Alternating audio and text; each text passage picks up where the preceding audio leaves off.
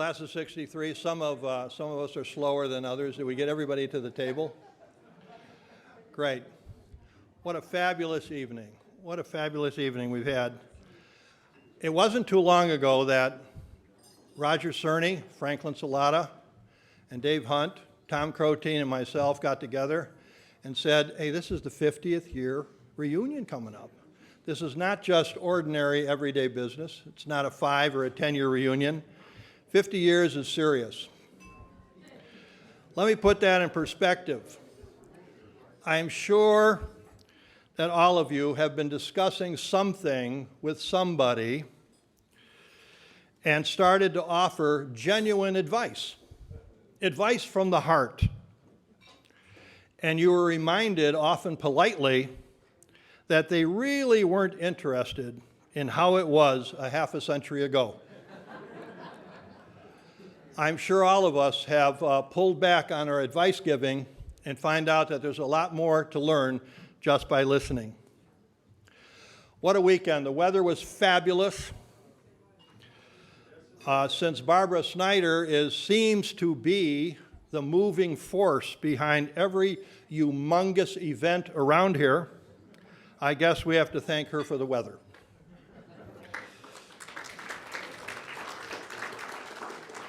I'm sure all of you visited many attractions on the campuses.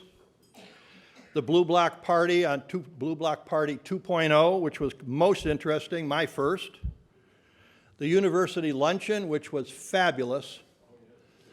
And the expanse of the entire university system coming together with all of the tables decorated flawlessly was truly wonderful. Speakers were excellent, and the awards at the Case Western Reserve piece were just most interesting. The Lolly the Trolley tours, whether you took the one that was with us to this morning at 8:45 loading and 9 o'clock departure, I know that's tough. I'm one of those who never take a meeting before 11 a.m. Or whether you took the Lolly tour that went downtown and over to the west side to take a look at some of the more interesting aspects of Cleveland. It's been a fabulous weekend. The booklet that we had and numerous pamphlets that were sent to you in emails tried to inform you of the number of things that you could attend, from football to Frank Ryan to presentations to Legos. So it's been a wonderful week. I am thrilled that we could pull it all together with this particular gala dinner. I have not dined on this floor in the library ever, but I find it fabulous. Elaine, you and I have to do this again sometime, okay? So I just want to welcome you on behalf of myself and the team, and hope you enjoy your meal. And I'll tell you a little bit more about what we're going to do when dessert comes, when it's time. Thank you.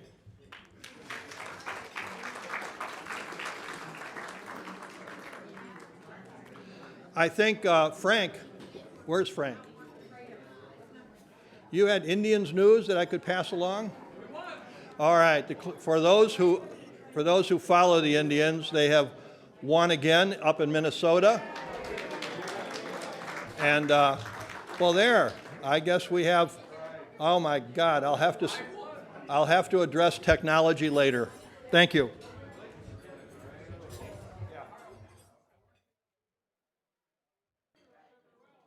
The string quartet is from the Cleveland Institute of Music. I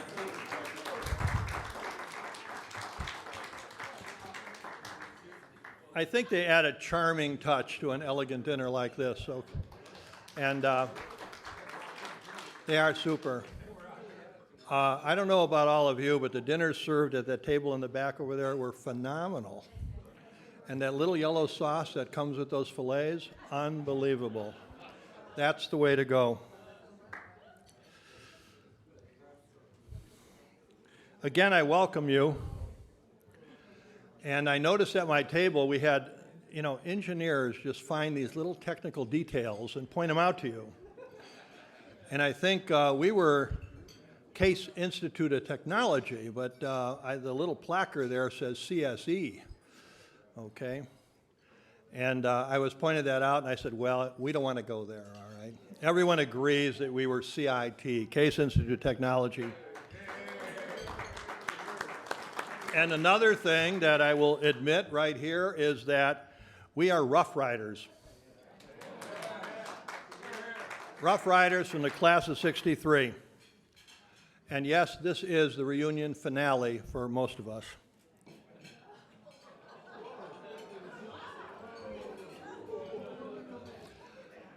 With the Rough Rider comment, I may not be invited back at all, okay, so, but we'll clarify all that a little later. Let me just very quickly clue you in as to what's in store for you for the balance of this evening. There will be 4 speakers. Oh, yes. And I didn't expect that, really, so. Well, let me tell you who they are. I will open it, and I have a few comments that I want to offer to you. And you'll have to listen to them because I worked hard on them. Following me will be Franklin Salata, and he has a fabulous story to tell you about how this Case and Case Western Reserve University emerged and built to what it is today. Following Frank will be Barbara Snyder, who will be coming over from the Severance Hall Gala shortly to join us, and she will offer a few comments also. And we'll close with Roger Cerny, who is a long, long time friend of the alumni who served as director for 25 years. I think we arranged our speakers in order of height, descending height, okay? And I go first and Roger goes last, and there was no lip about that. Frank, you and Barbara will have to decide. When Roger closes, we'll adjourn the meeting, but there is no need to hurry out, okay? You can stay here and chat and converse with people, with them. The bar, if I know, should continue to be open. Coffee will be served, etc. So don't feel like upon adjournment you have to rush away. Please stay. Well, let me begin.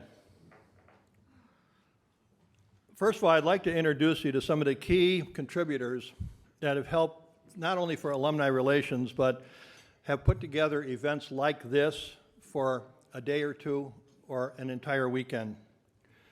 First, from the Case Alumni Association, well, I'll call it CAA. Okay, I'd like to introduce Ann Cunningham. Ann, stand up so we all know who you are. Great. Ann is the Senior Director of Development, and she's going to be a major force in helping us to reconfigure our approach to contributions. And I may have more for that in a minute if I'm allowed the time, but Ann's done an excellent job, and we've got some exciting new ways of reaching out to those people who we believe should accommodate the spirit of giving back. I'd like to introduce also from CAA, Terry Marasco. Terry, where are you? Hey. Terry is Director of Communications. She is facelifting and downright reconfiguring many of our communications. Terry is also moving us swiftly into the digital age and also into the social networking age. Social media. I'm going to have a quiz later on social media that Terry's asked me to give you. Is Julie Henderson here? Oh, just left. I'm sorry. I wanted to introduce Julie to you because she's an assistant to CAA. She's a senior at Case right now, a work-study person, and works with the CAA, and a CAA scholarship recipient, okay? Wonderful, wonderful woman, and typical of the countless number of scholarships that we give out. Hey, Julie. Thank you. Not here, but may be able to make it in a little while, will be Steve Zinram, who is the current executive director of the CAA, and Dan Dean. Both of them, Dan Dean, who is the director of alumni relations for us, Both of them are out circulating with other organizations, having dinners largely at the Tudor Arms.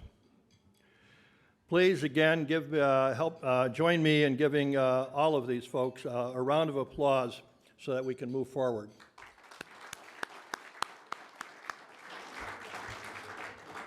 The Case School of Engineering, CIT to you all. Dean Jeffrey Dirk, wonderful person, was going to speak here. He and I worked on a lot of statistics that we wanted to give you that I think will be fun and informative. The dean had some emergency medical situation, and he's doing fine and cannot be with us this evening. And I'll comment a little more about Dean in a few minutes. Daniel Dukoff. Is Daniel here? Hey, Daniel. Very good. Daniel is the Associate Dean of External Relations and Development and works for the Case School of Engineering. Lauren Biddlecombe. Lauren, Lauren is the person who has attended to more details than you could shake a stick at. You've seen her walk around, and trust me, there's a lot of events, there's a lot of planning to them, but when you really look at the details that tie things together and offer little touches of elegance, this is the woman who sees to it that it's done right. Her partner, Angela Puertas. Angela, is Angela here? Back there. Well, we wanted to compliment her too. She was the one who found the Mad Hatter that was allowed us to give these case hats, okay?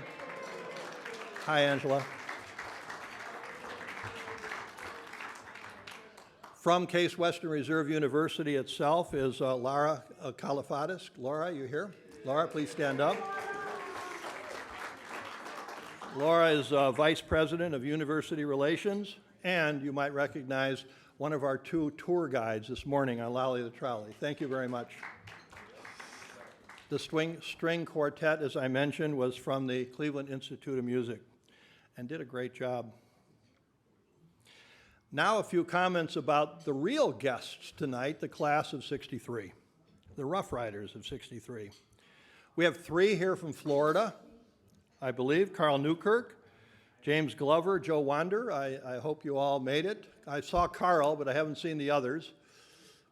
Okay, great. We have three from Michigan.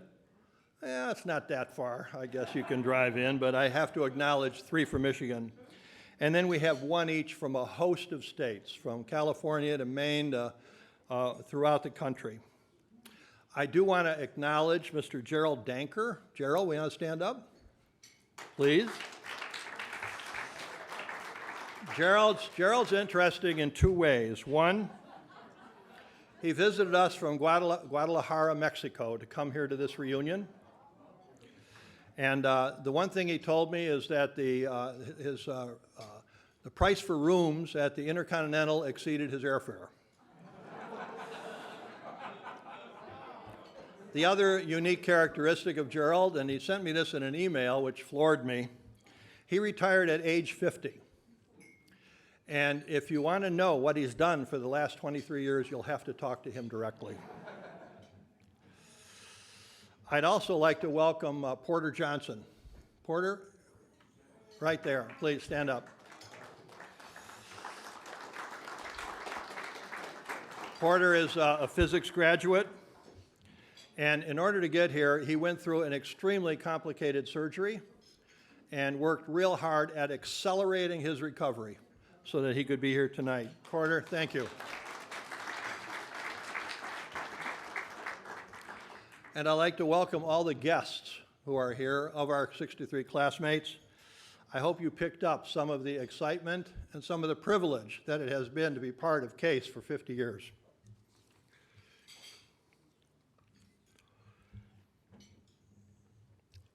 First, I'd like to get something off my chest. It's not this sign. I'm a little tired of all the talk that I hear going around about how swift and how techy change moves around the campus. How swift things go. It's like we're old. We don't understand that. Well, I've got news for you. We were swift and techy also.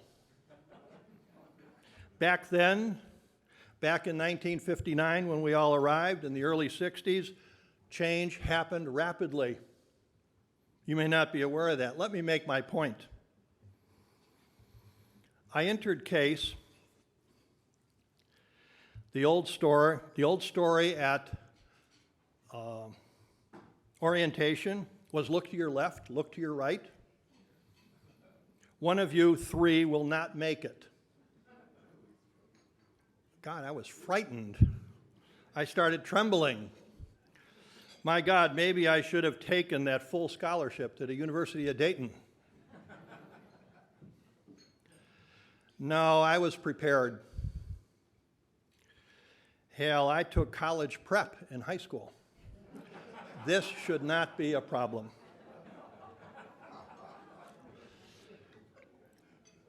I had my tools. I brought with me, let me see if I have it with me here.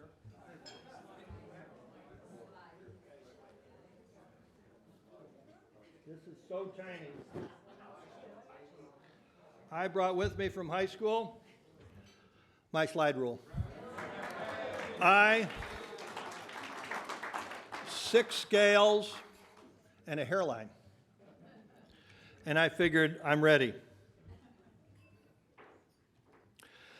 However, upon arriving at school and going to classes, I was informed that there was a tech upgrade. Get with it, I was told by all my classmates and senior citizens. Upgrade immediately. I did notice that the East Coast and West Coast hotshots had all the new upgrades. So I upgraded to Slide Rule 2.0.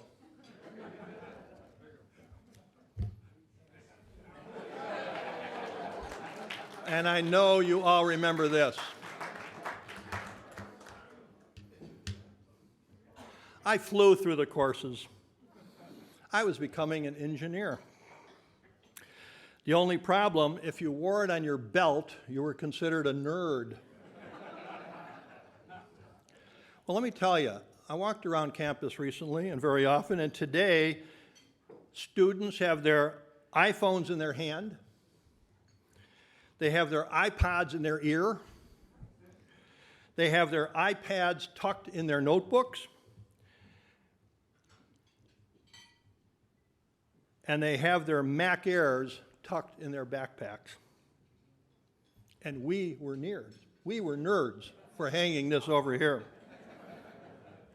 Well, anyway, with 2.0, I graduated, and life was good. I entered TRW locally right after school, and I joined aerospace, complicated stuff, and I brought 2.0 with me. After a few months, I was told, 2.0 won't cut it, Jim.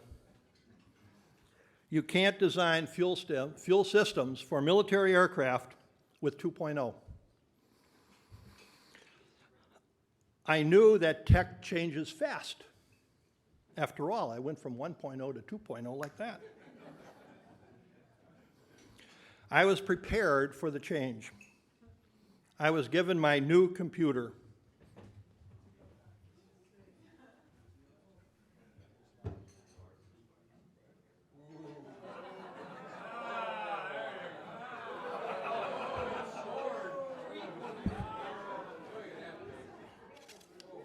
Eat your hearts out, guys.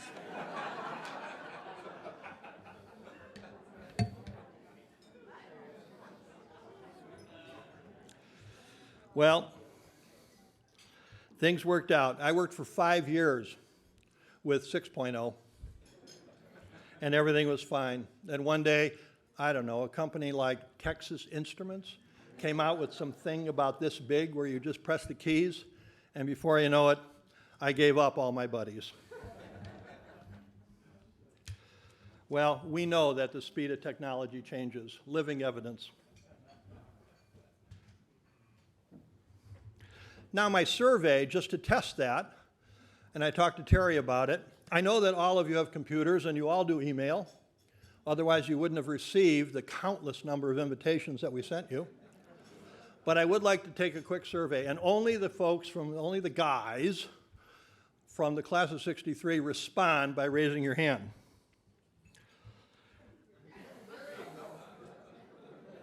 I want to know how many of you currently do texting.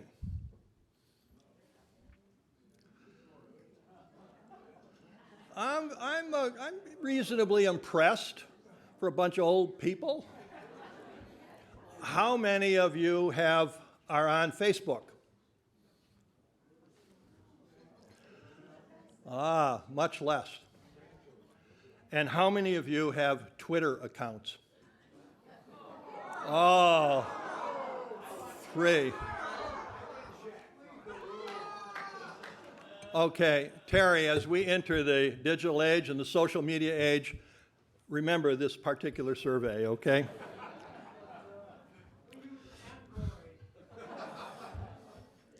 Let me quickly, on behalf of Dean Dirk, who was unable to make it, and we feel really bad about that, and we all wish him well. I've had lunch several times with Dean Dirk, good conversations with Dean Dirk, and let me tell you, we have the right person as dean for CASE. I prepared some of the factoids that he was going to use to help show you what changed between 63 and 2013, 50 years. What's happened over the past 50 years? I looked at Dean's bio. It's extremely impressive, and I'm not going to read it.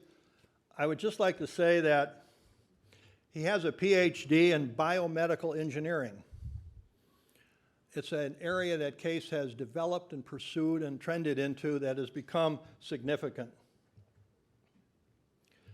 He worked here at Picker for a while in the NMR business, the MRI machines. Strangely enough, I worked for a while at Picker also on MRI machines. And I have to report to you that I have never seen throughout my career a machine, a device, an instrument, or a system that has required so many engineering skills, so much interdisciplinary programs to come together to produce one product. It is phenomenal. Everything from the physiology of the body that shows up in a picture to all of the magnetics and all the other things that go into producing that signal. He certainly respects the concept of interdisciplinary skills and knows how important it is for an education that has a very wide bandwidth. On January 1st, 2012, he did become the Leonard Case Professor of Engineering and the Dean at Case Engineering School. Dr. Dirk has published over 175 peer-reviewed manuscripts, graduated approximately 15 PhD graduate students, and has 14 licensed patents and approximately 10 patents pending. And if you would meet Dr. Dirk when you get a chance and chat with him, you will see that we have the right dean to advance CASE forward for the next many, many years. Let me just give you very quickly some of the insights. This year we found that CASE moved from 44th in the country as an engineering institute, moved from 44th to 35th. That's a huge change. This is a huge change when you look at the universities and the schools of engineering that we participate in.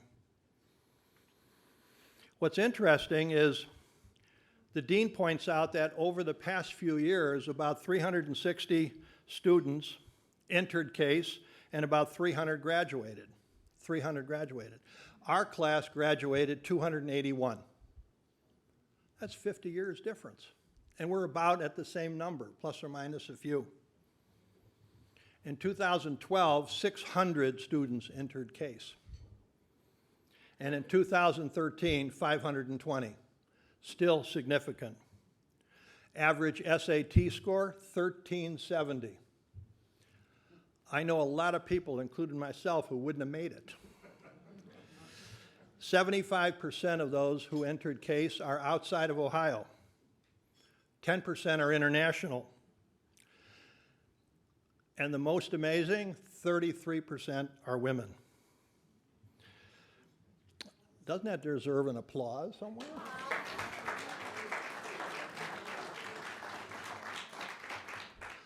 I think Barbara reported recently about the heightened levels of excellence that we are witnessing at the university.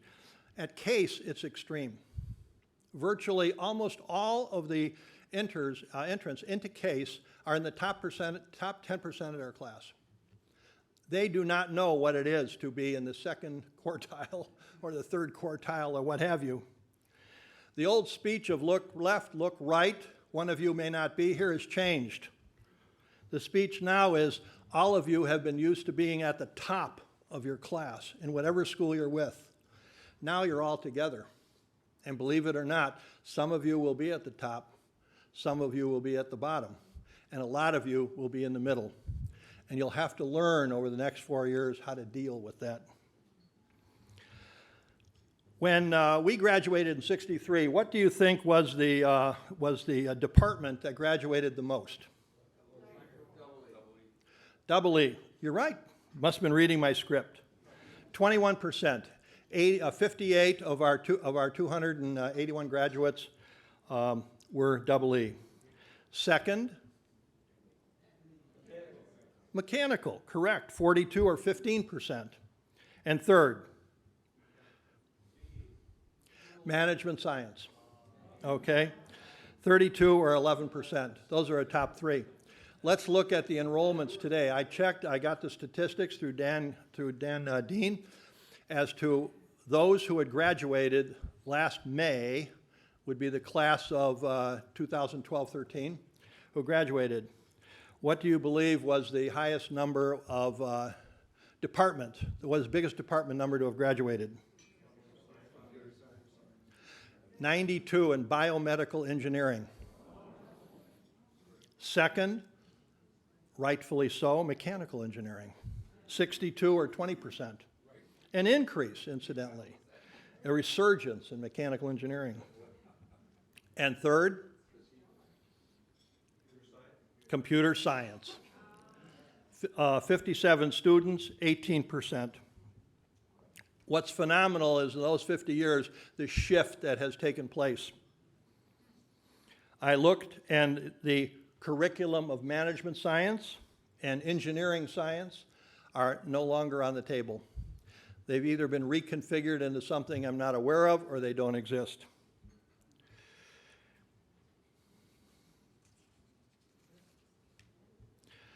Here's an interesting statistic. Of the 347 who graduated in 2013, 32 had double majors. 32 double majors. I remember how hard I worked to get through a single major, okay? And you know the fellow who, if you did see him, gentleman who was hosting the Rocket Club, is a triple major.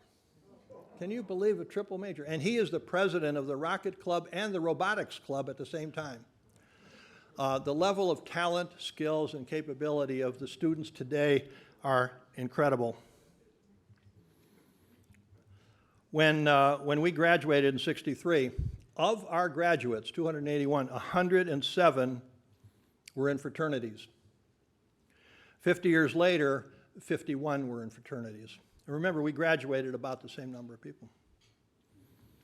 When we graduated in '63, you know the number that were women? And in sororities, 0. In 2013, the number of women to graduate in sororities were 17. These are significant changes. I have a few others here. I looked at our graduating class, and the number of football players who graduated in '63 versus 2013 are about the same, 13, 15, right in there. Basketball players, of which I was one, there were 7 in our class, there was only 1 in 2013. And what's really interesting, in track and field, there were 3 graduates in track and field in our class. However, in 2013, there were 21 men in track and field and 15 women in track and field. Big shift. Dean Jeff Dirk and I talked a little bit about, we got to the subject of branding. We talked about the Case brand. There's been a lot of concern as to what would happen to the Case brand from '63 at its pinnacle, just prior to the federation between the two universities. And today, 50 years later, we remember the Case brand. The Case brand to us represented very bright students, high integrity people, problem solvers, perseverance. You know what it took to get your diploma. Hard workers, integrators, broad skill-based folks, leadership skills, and very effectively get things done. That was the Case brand. And I can tell you today, I feel from the students I've met, that that brand is intact. It is intact. And the great thing about Jeff, he wants to take that brand and not only maintain it and sustain it, but make it better. That's why I say we've got the right man, and he's on the right course, and it's a privilege at being part of the CAA to support him and help him accomplish those goals. Jeff aligns it to remember the Corvette of '63 and the Corvette of 2013. Sort of look the same, but you know they're different, but yet they're the same. The car has been changed to accommodate the change of times, electronics, performance, features, what have you, but the brand's still there. And that's what we're experiencing at Case. Our alumni organization distributed about $3.9 million to the university and to students. We have a $47 million endowment that we count on to help us do that. And at the detailed level, providing scholarships to students is still our number one priority. And number two is providing money to groups like you met on Friday night. Rocket clubs, robotic clubs, Engineers Without Borders, and 10, 15 others who have similar objectives. I mentioned to Barbara yesterday that I think today what we're seeing is the leverage possibility when the organizations combined. Case joins a larger platform. All of you know what it means to be part of a larger platform. You have more leverage, more resources, more capability. Yet our platform is not so large that it's too big to educate. Some of the goals that I heard bring the enrollment into numbers that just make great sense. The relationship of the two under one umbrella is synergistic, it's symbiotic, it's partnership. It's mind expanding. When you go through the campus here and talk to students, they get a vision of what it means to be in a global world, which was not there in '63. They're interactive. They have hands-on experience with dealing with many diverse situations. They will experience diversity, organizational dynamics, creativity, all the things necessary to make strong leaders, strong engineers, strong scientists, and strong academicians. The class of '63 was sort of on the line between the Rough Riders and the Spartans. What's great about this class is we can remember the past, but if you have done any of the activities that participated this weekend, you have to respect the potential of what Case, in conjunction with Case Western Reserve University, can be. The age of negativity, the age of fighting the Federation, that was understandable by folks who graduated years ago. We didn't know anything. We didn't know where it was going.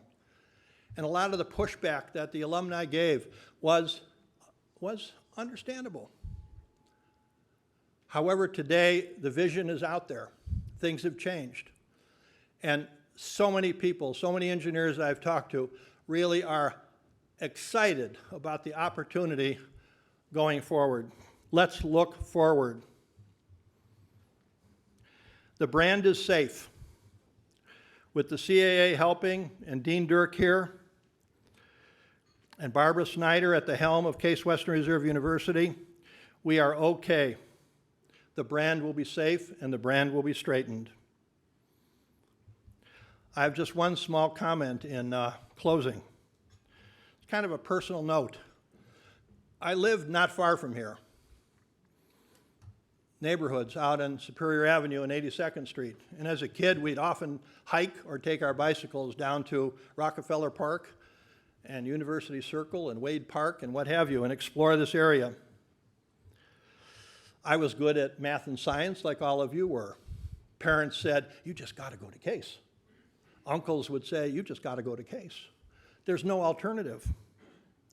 I turned down scholarships in order to go to Case. I felt the pressure. I did the right thing. I'm proud of it.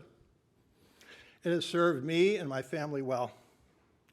And I enjoy working with the CAA and any other way I can in giving back. Thank you. You all made this weekend terrific.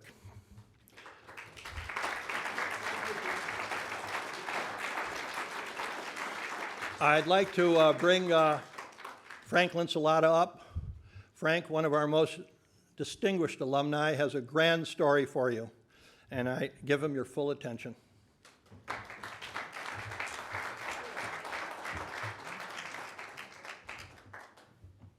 Leave it there, Frank. I'll pick it up later. Yeah. Leave my tools here too. I'll pick them up later.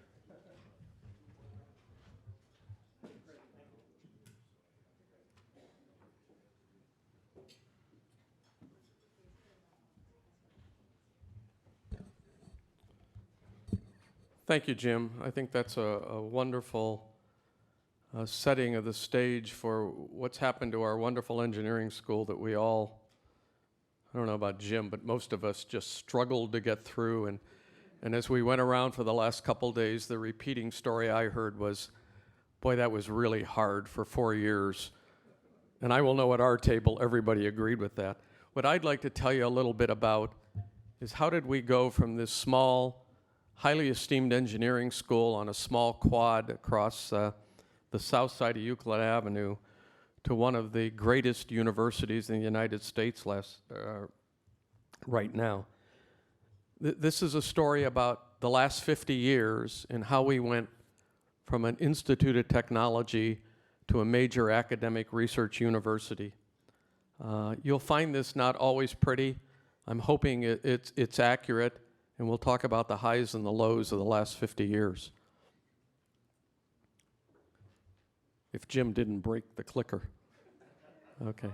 So when we entered Case Institute of Technology in 1959, Keith Glennon was our president. Our tuition was $1,700 a year.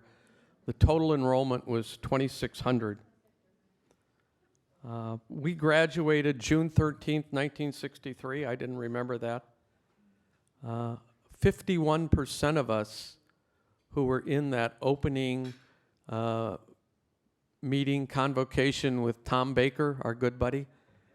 He said, look to your left, look to your right. He should have said, look to the middle. Half of those in that meeting that day did not graduate. We graduated 283 of our classmates out of 550 who were in that first seminar.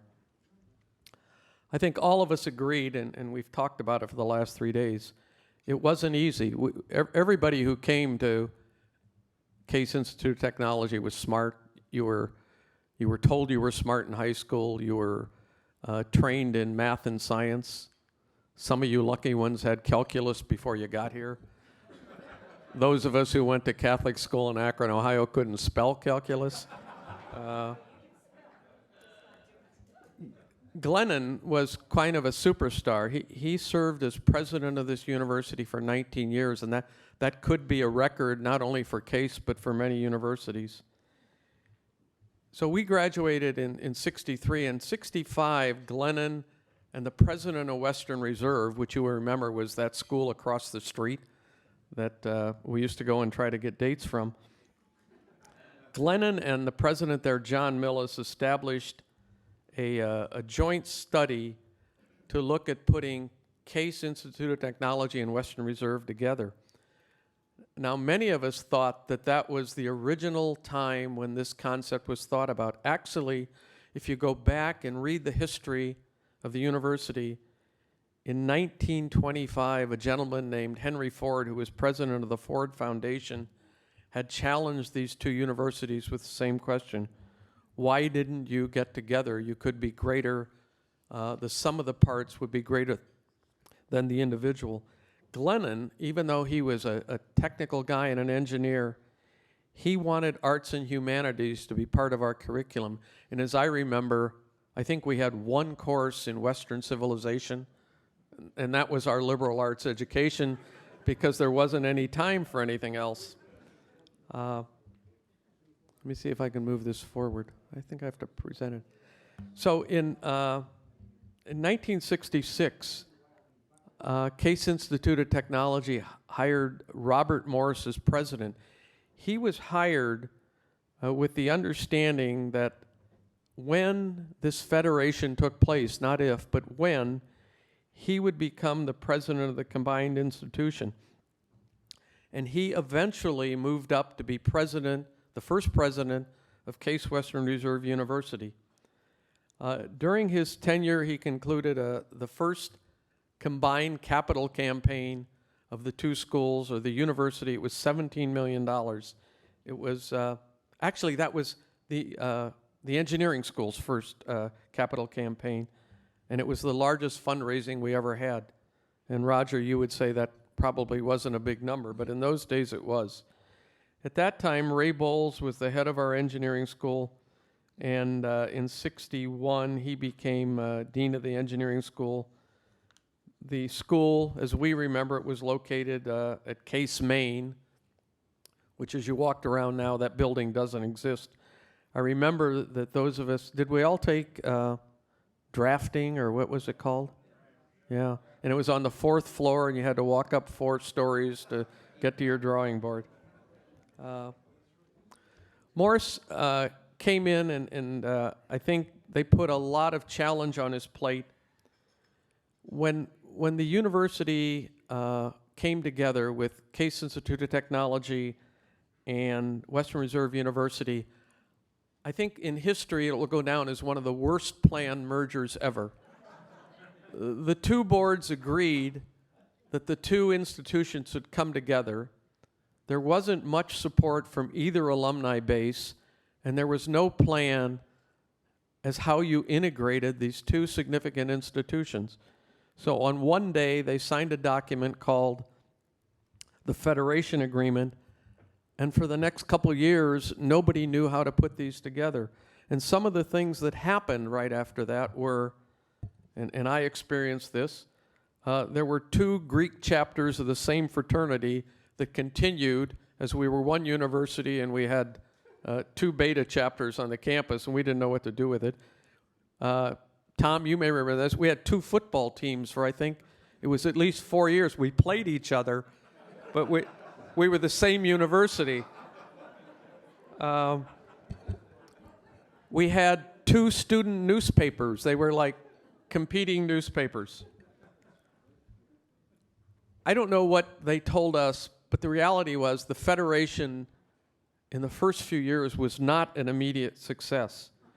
We had a significant drop in undergraduate enrollment, and the financial situation of the combined universities, instead of realizing great financial synergies, we actually dropped into a significant deficit position.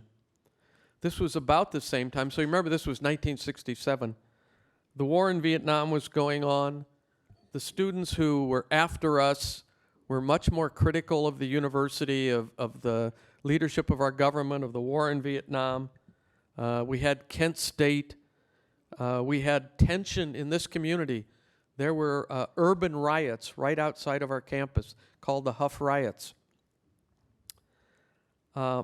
We had a board chair in 1970, Marvin Baer, who was actually the head of McKinsey & Company, and he headed up a study as to why this federation really wasn't coming together to create this great research university that everybody had been told it would become. And under Marvin Baer's leadership, they forced Robert Morris to resign as president of the university. So at that time, there was a professor, a dean, Lou Tepfer, who had come to us from, I think Lou came from Harvard Law School. And he became dean of our law school. And after Morris was forced to resign, Tepfer became the acting president for 1 year, and then he became the head of the university. Under Tepfer's tenure, he brought the budget out of a deficit. He took 3 undergraduate colleges. So you remember, Case was kind of one. It was Case Institute of Technology. Western Reserve had a bunch of colleges, Adelbert, Floristone, Mather, and what they called the Cleveland College. And he forced all 3 of those together into one college, which they called the college. As it turned out, that did not work. Tepfer launched the first campaign as a unified university. It was a 5-year campaign for endowment, facilities, programs. It started right after the Federation, and it was originally known as Resources or Operation Rainbow. The goal was $215 million. Interestingly, we were giving $10 million of that to university hospitals. And those of you who've been around lately would know that there isn't any of that sharing of fundraising going on. And $5 million of our campaign we gave to University Circle, Inc. The campaign began in 1976, it ended in 81, and it exceeded its goal by $137,000. If you look at that, compared to the kinds of fundraising needed to support a university now, it was considered a minimal amount of money compared to what's needed for a university of our size.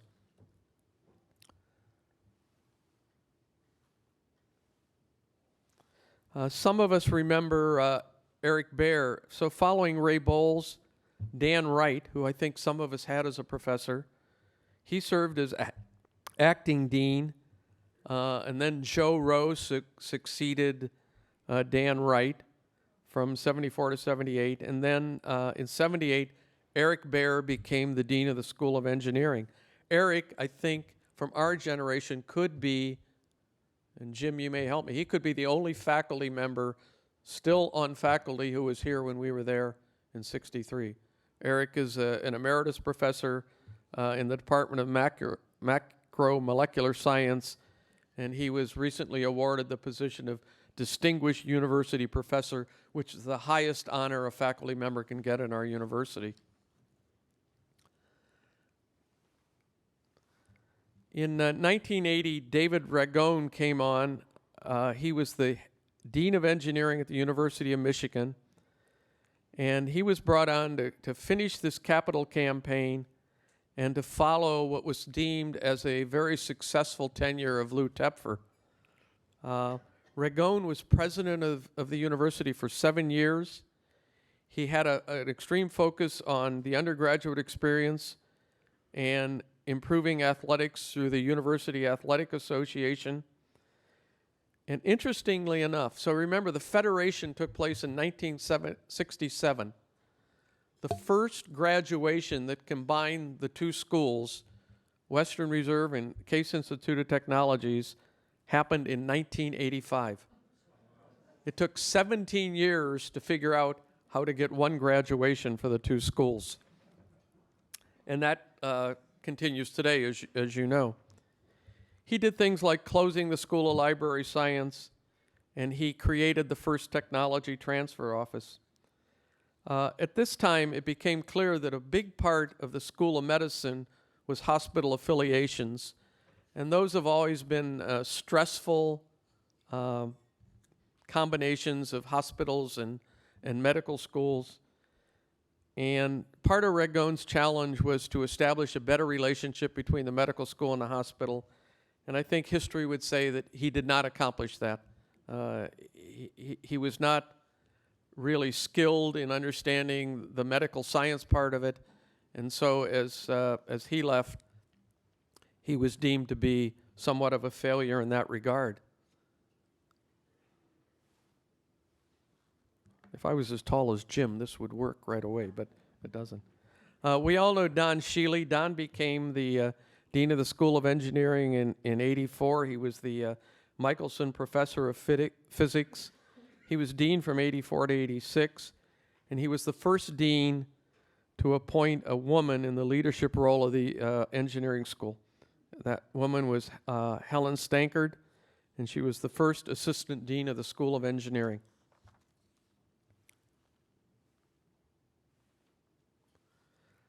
In 1987, the university recruited Agner Pitta as the president of the university. At that time, tuition had moved up to $18,400. So we had been out 24 years, and the tuition went from $2,600 to $18,400. Some of you probably had kids about that time and were thinking, what happened to the cost of an education at Case?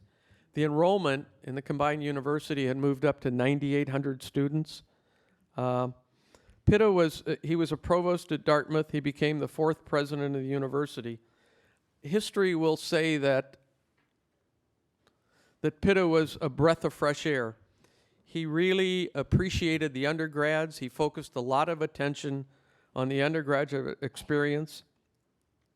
He increased the applicant pool, the size of the classes. He focused on increasing the research in the university, and he launched the first master plan. So those of you that were on Lolly the Trolley today, I think many of you expressed, my God, what a change has happened to the campus since we were here. You know, when we were here, it was probably 50 acres. Now it encompasses maybe 200 acres plus University Circle, which expands it to almost 500 acres. So he really was the driving force that got us to think about long-term planning for the facilities of the university. And we probably remember that today we drove by the building on Adelbert Drive that launched the Kent Smith Macular Molecular Science and Engineering Building, and that was all driven by Ag Pitta, who was considered, in hindsight, one of the strong presidents of the university. The next campaign for the university was launched, 1989. One of our contemporaries, Dick Durbis, who actually was a beta, and Dick was a graduate, a contemporary of ours, a little later. He was the co-chair of the university with Karen Horn. Karen, I believe, was the first woman chair of the board of Case Western Reserve University, and she was the head of the Federal Reserve Bank here in Cleveland. This was a 5-year campaign with a goal of $350 million. It actually ended up raising $416 million, which was a huge jump with what the university had ever done before. I think it was reflective of the fact that the university was getting national recognition as a true research university. And as part of that, alumni support had tripled over the course of 1988 to 1994. We raised $213 million for programs, $130 million for endowment, 31 new professorships, and 167 new scholarship funds. So this was a major leap forward for the university in joining the ranks of really prominent research universities in the country. Pitta tried to bring this federation closer together, and he tried to establish one academic unit of Case Institute of Technology and Western Reserve College, and he appointed one person to head this, and he called them the colleges. The first dean, and some of you who are from Cleveland may know him, was Glenn Brown, the retired head of research for Ohio. It was a great idea, apparently, but it didn't work. And after a few years, they disassembled this and took it back to engineering schools and separate liberal arts schools. So in 1992, we had the Case School of Engineering and the College of Arts and Science, which continue to be the two biggest pieces of this combined university. Tom Kicker, who is one of us, was the first dean of the School of Engineering under this new separation into two great colleges within the university. And John Bassett, who some of you may know, was the first head of the College of Arts and Science. Tom has been very active. He's still around. He's the professor emeritus of engineering. And John Bassett went on to become president of Clark University. So all presidents face challenges. Biggest one that Pitta faced was a major fire in Adelbert Hall. So we drove past Adelbert today. It's the administrative headquarters of the university. It replaced Old Main that we had on our campus. In 1991, it caught fire, and it was totally gutted. Instead of tearing the building down, Pitta led a campaign to renovate it, and if you happen to walk in through there today, it's a beautiful, modern, the interior looks like a modern headquarters building for a university. The exterior looks the same as it did before the fire. Following Pitta's retirement, trustees and friends raised $32 million to renovate the chemistry and biology building, which is also on Adelbert Road, as the Agner Pitta Center for Science Education and Research. Pitta was in history, will be viewed as a great president who did a lot for the undergrads and a lot for the university and did nothing to strengthen the relationship between the university and the hospitals. It was not one of his interests, and he did not want to get involved with it. His successor was a gentleman named David Austin. David came to us from Columbia, and he was the provost at Rice University, which we all know is a great engineering school in Texas. He felt that these difficult discussions with the hospital should be solely the bailiwick of the president of the university, and he was never content with the idea that the leadership of the board would play a role in that. So less than 2 years after Austin was president, he resigned and publicly stated that his resignation was caused by the fact that the board leadership was interfering with his ability to run the university. It caused the university a great public relations setback. At that time, many of you may know and have worked with Jim Wagner. Jim was the dean of the School of Engineering. He came to us from Johns Hopkins. He was chair of material science there, and then he came as dean of the School of Engineering. Jim was viewed as a rising star, and when Austin became president, he tapped Jim Wagner to become provost of the university. Jim had moved in as provost. Bob Savinell was appointed interim dean of the School of Engineering. When Austin suddenly retired, and I will tell you, he retired on a Thursday night and did not show up for work on Friday morning, graduation was 3 weeks away, and we had no president. And usually, in most universities, the president presides over graduation. Jim Wagner on Monday morning was named interim president. He presided over graduation and commencement, and he helped the university heal from a lot of this stress and disappointment that was going on. Jim, I think in the opinion of many of us, did a good job as an interim president in a time of a lot of stress. A search was then conducted in that year when Jim was interim president. It was a large search committee. There were 28 people on it from every university constituency, including the janitorial staff. It's true. And we hired a psychiatrist from the University of Rochester, Ed Hundred. He came into Cleveland, and those of you who live here will remember the media adopted him as the savior of Case Western Reserve University and the savior of Cleveland. Unfortunately, his tenure as president did not work out that way. The university came into serious financial difficulty. He had a terrible relationship with the faculty, and in 2006, he had to resign after a vote of no confidence by the Faculty of Arts and Science. Now, those of you who watch universities around the country will know that the first vote of no confidence always comes from the arts and science. The engineering school always follows up after the arts and science when you're trying to get rid of a president. During that tenure, I think we skipped one. The quality of the academic class deteriorated. The faculty relationship with the president was really terrible.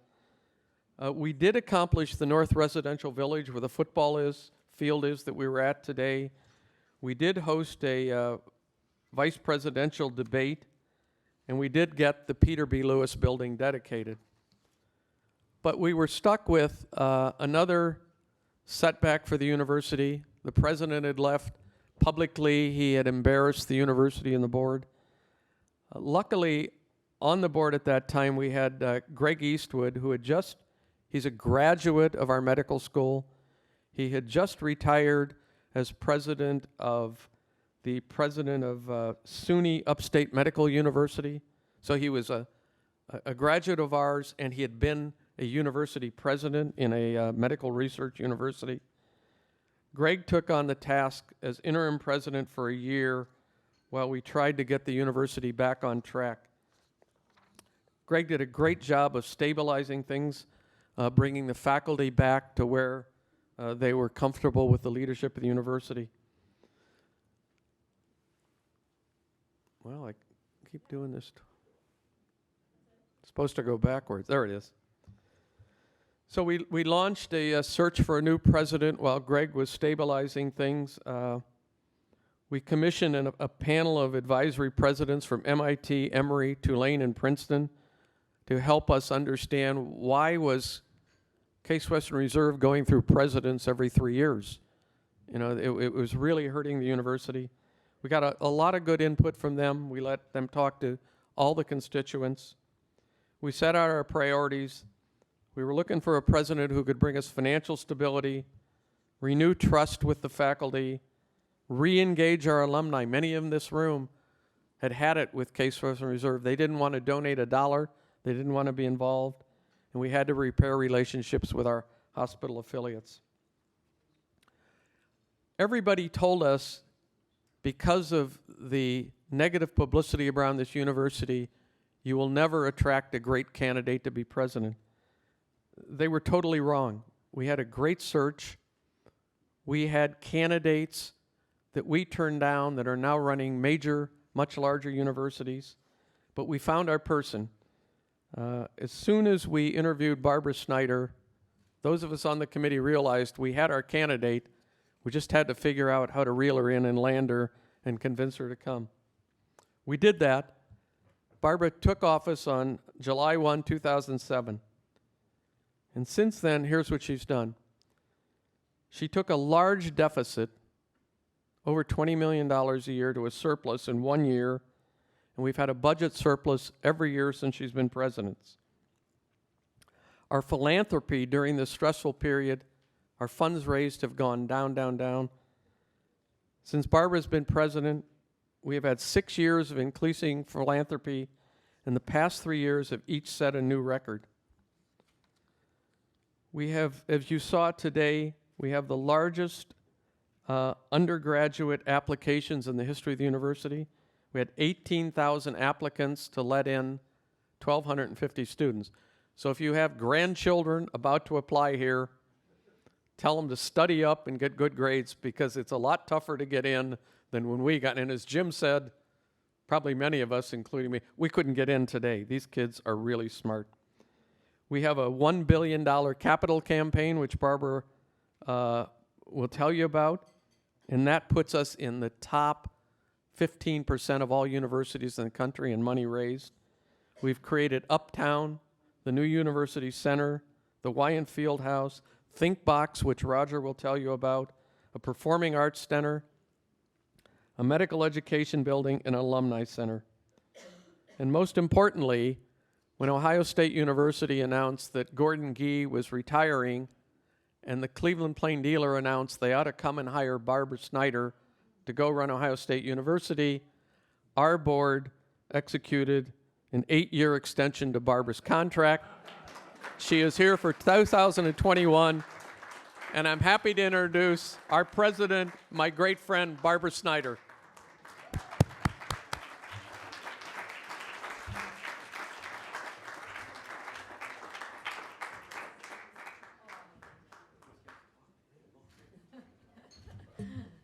Thank you, Frank, for that great introduction. Now, Frank shared the history of Case Western Reserve, but what he didn't share was his pivotal role in it. Frank is humble, of course, but I have no qualms in telling you that our university is a better place because of Frank. We have more scholarships now. That's right. We have more scholarships now, better facilities, new academic programs, meaningful opportunities to engage alumni and our students. And of course, I think Frank's a genius, as I've said many times. That might be because he hired me. But in addition to being brilliant, Frank is also passionate. He loved his years at the Case Institute of Technology, so much so that he has devoted 14 years to our Board of Trustees. Frank was, in fact, the first undergraduate alumnus to become chair of our board. His tenure was not easy. He told you that the university had some challenges when he took on the leadership role, some financial challenges, other challenges, but with Frank's guidance, we got things on the right track. We've also spent some time thinking about what it means to get a degree from Case Western Reserve in the 21st century. All of you benefited from courses and experiences you enjoyed on our campus. Each and every day, it's our job to ensure that our current students receive those same outstanding opportunities. Frank and Jocelyn Linsalata are personally committed to making this happen. I mentioned scholarships, which are so important to attract those great students.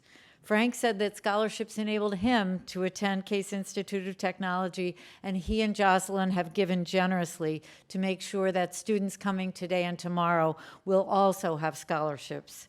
We have a more vibrant campus.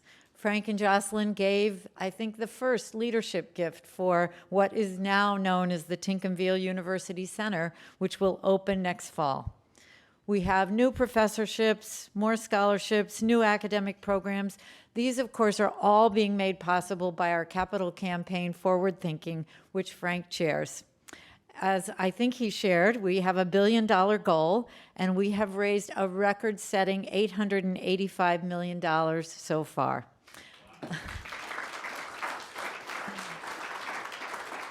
And with Frank's leadership, I know we're going to get all the way there. Now, in honor of his 50th class reunion, your 50th class reunion, Frank and Jocelyn decided to make another remarkable gift, $4 million to create the Linsalata Alumni Center.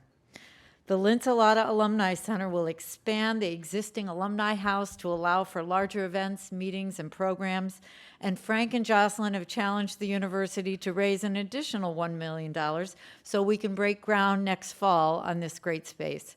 This project has been on our drawing board for years, and it would have remained on our drawing board were it not for the generous support of Frank and Jocelyn.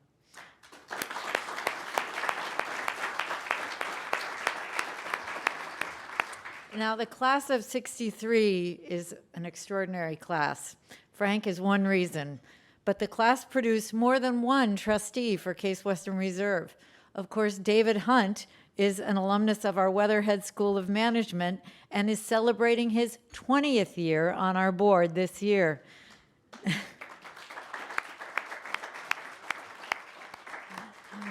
David, your insights, your guidance, your support have been invaluable to me and to my predecessors.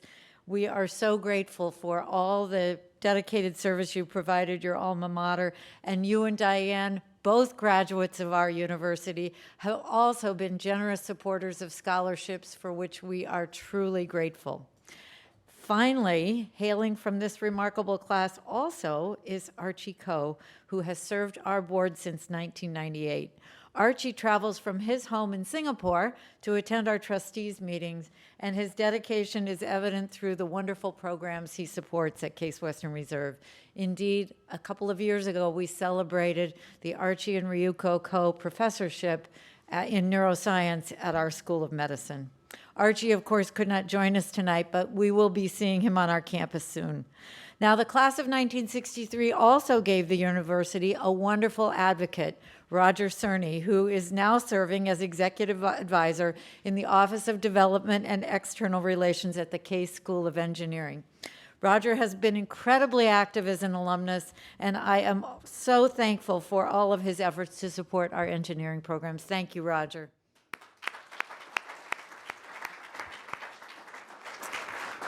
So to review, this class, the class of 1963, provided the university 3 phenomenal board members, 1 outstanding colleague, and all of the dedicated alumni in this room.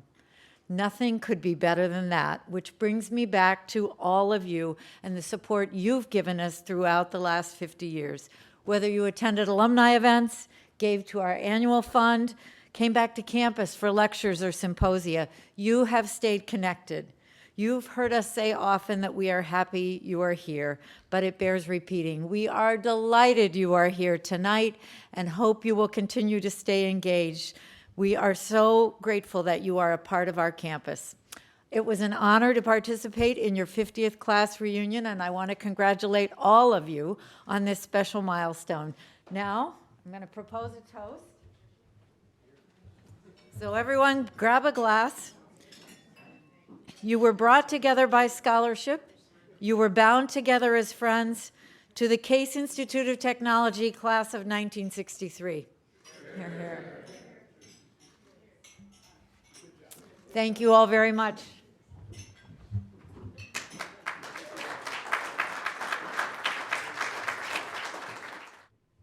Good evening. I hold the distinction of the shortest member of the class of 1963. I was the shortest quarterback in the PAC. I was the slowest quarterback in the PAC. But I certainly enjoyed my time here, and it's been an honor and a privilege to have joined the Case Alumni Association back in 1974. And a lot of that history that Frank went through today, I experienced most of it. I can tell you the ups and the downs, the insides and the outsides. But I can say one thing: perseverance, perseverance, perseverance.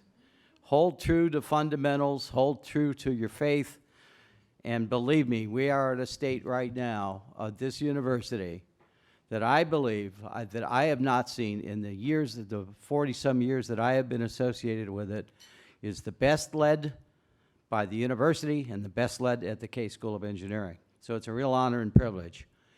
Of this capital campaign, the $1 billion campaign, I'm happy to report that in looking at the class of 63, the total campaign attainment, with the addition of Frank and Jocelyn's recent gift, has just now topped $9 million to the campaign.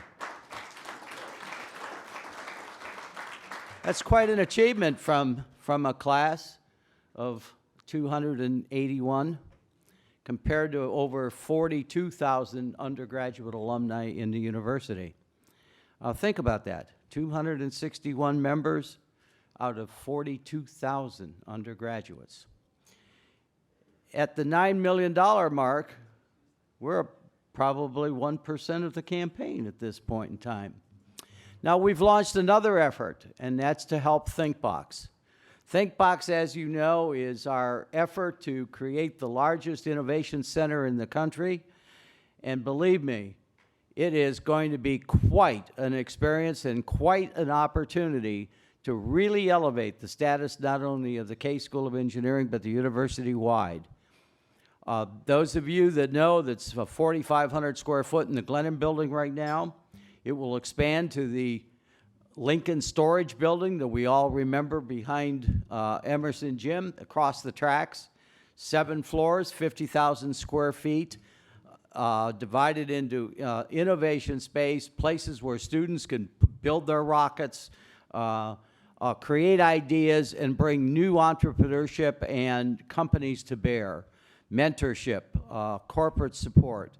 It'll all be in one location for the entire university campus to access. You say it's across the tracks. Well, there's going to be a divider, an elevated walkway across that is spectacular. So they'll be able to go through the Veal Center, students go up the stairs and walk over the tracks right into ThinkBox. Now, on your tables, we have a little something that the students made. This was made in ThinkBox by their laser cutting machines for the class of 1963. As you know, we've just started an effort just in July to raise money, a class fund. I'm happy to report there's only been 15 contributors so far.